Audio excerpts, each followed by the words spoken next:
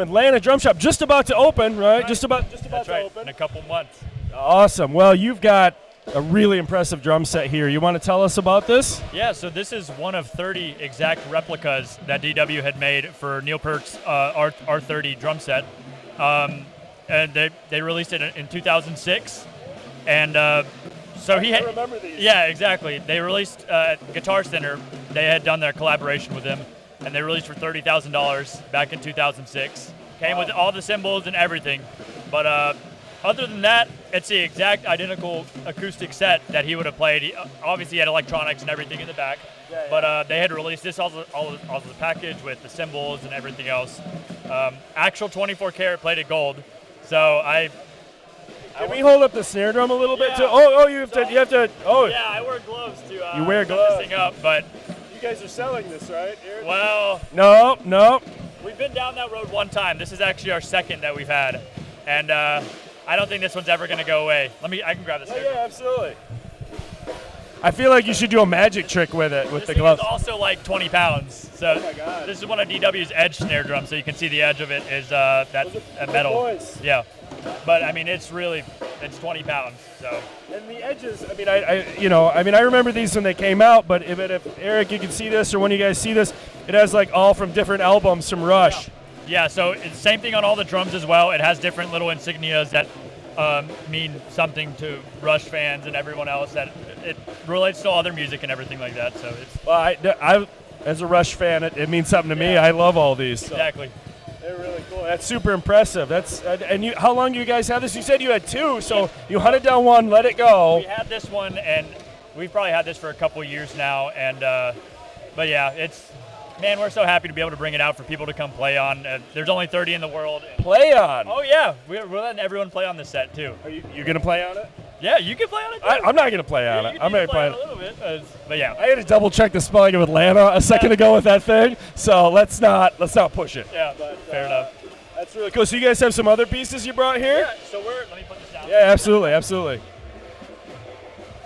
So we started off as Blue Goose classic percussion, primarily vintage stuff. So we have some vintage Ludwig, modern Ludwig, some different snare drums, and some Rogers Dynasonics here. Oh, nice. And more kits on the other side. Oh, those are yours as well. This is our whole booth right here. But we started out as vintage guys, restoring, selling, buying, all sorts of stuff. So that's why this show is definitely, for us, we look around and we see all these beautiful vintage drum sets and everything. Yeah. And this is sort of an odd man out right here, despite it being the centerpiece of the whole booth. It's such a, like you say, 30 of them ever made. It's such an iconic piece of that band's legacy is the giant drum kit. It's really cool to see one of. I've never really seen one in person. I saw pictures of them and remember when they were doing it, but this is the first time I've ever seen one. So. And that's the whole point too. I mean, who knows where all the rest of them are? They're probably sitting in people's houses or basements or whatever, and letting people come out and play it. You just don't see that very many other places for stuff like this. So if this is you guys' booth, I'm gonna try and get Eric's attention. So those radials, those are just such an interesting piece of music history. Can we scoot over there a little bit? I'm just gonna drag this along the floor. That's what I'm gonna do now. Yeah, I'm just gonna pull the whole kit over, and that'll be great. So these, I know a little bit about these, but this is such a unique kind of thing in the music industry. You want to tell us about them? Yeah. So these are the RBS-1, which is a precursor to the Radio Pro 1000. They made the 750 and the 500 series. So these are from 1994. They made those drums. And these are made by Peavey, if they can't see the logo. So Stephen Volp was the inventor of these drums, and Peavey had marketed them and everything from, I think, 1994 till early 2000s. It was only a couple years that they were making these guys. Yeah, they were. Was my memory right that they made them in Nashville, or did they make them in Meridian? I can't remember. I'm not sure exactly where they were made. Made in USA, so it's somewhere here. But yeah, I mean, as you can, if you're familiar with these drums, there's no mounting hardware on the actual drum, and they hold them all for the.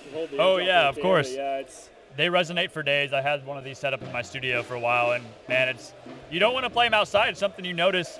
They don't have any vent holes. So what would happen if you play them outside is these will start bulging. All that pressure will build up on the inside.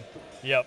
It's such a unique thing when, like, people talk about, like, PV, and you just wouldn't associate him with probably why they only made him for a few years, but it's a really, like, interesting thing, and they were very high-end, well-made drums. Yes. Yeah. No, they're extremely well made. It's just with the looks, they look so futuristic. If people couldn't see the drums that we were playing, these probably would have sold a lot better than they did, but just with marketing and everything, they just didn't quite take off. Yeah, I kind of love the look of them. I think they're just very clean and unique, It's a hit or miss with a lot of people.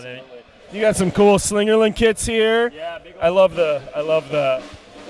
I'm kind of standing in front of it, but you want to tell us about this kit? Well, we had just got that one. That's one of the beautiful aqua satin flame finishes that Slingerland had made. Yeah. But I mean, they sound good. We need to restore that one, but they just look awesome. It's such a great finish. Yeah, it's such a cool. I always love those flames. They're so neat when you see them here. I know they're not everybody's thing necessarily, but it is just a. You come to these shows, like you say, and you just see this wide variety of 100 years of manufacturing in so many different ways, and the way they machine stuff and made stuff. And some of these things I see them, and I'm like, oh yeah, those are cool. I think they made an orange too, if I remember right, or some kind of. They have a red one. They have a red one. Yeah. And then I think they have some more, but one of the actual most exciting vintage kits here is this guy right here. Oh yeah, let's talk about this guy. So this is actually, we just got this yesterday. I think of this as Bonham Green, but yeah. So these green sparkle from the 60s, they weren't as popular, so there's not that many of them out there. But with this green sparkle, it would fade.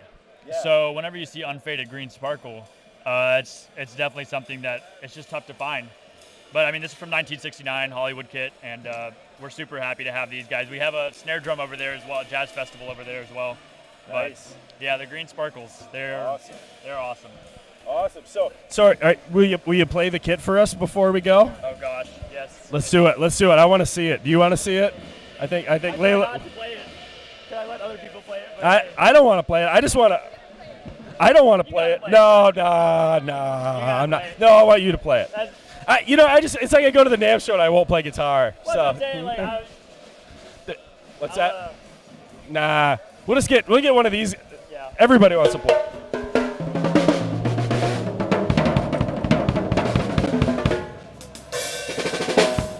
I can't play too loud or they're gonna upset. Yeah. Rob's out looking. Go fast.